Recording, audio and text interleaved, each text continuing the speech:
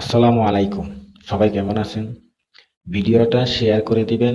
আমি এই পর্যন্ত কাউকে বলি নাই যে ভিডিওটা শেয়ার করে দিবেন।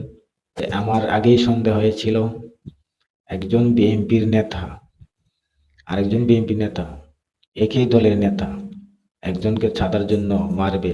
আমার সন্দেহ হয়েছিল, অপেক্ষা করেন, ভিডিওটা আপনারা যাবেন না, ভিডিওটা একই দলের নেতা কর্মী ছাতার জন্য মারতে পারে না।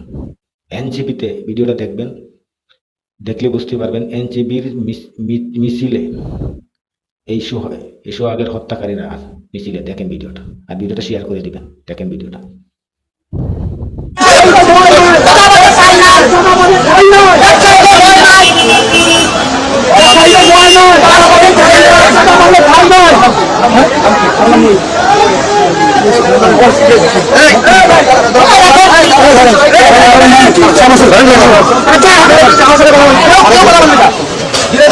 মানুষ পেটে ফেলাবি এরকম করবেন না। এই আর কি আছে? সামনে আমার সামনে সামনে তখন থেকে কথা বলিস সামনে এই রে কি করতে চাই আমি মত মত সব কিছু সামনে বান্ধব আর কি আছে? সামনে কে আছে? সামনে কে কথা বলবে? যে কথা বলবে এটাকে ধরবি।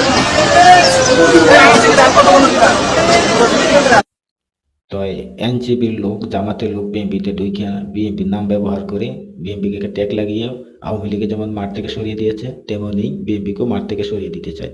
যদিও আমি আওয়ামী লীগ করি, কিন্তু সত্য কথাটা বলতে হচ্ছে আর দেখাতে হচ্ছে। কিন্তু অন্য কোনো বিএনপি কর্মীরা এই কথাটা বলবে না, সত্য কথা বলবে, কারণ আমরা সত্যের জন্য সবসময় লড়াই করে যাই।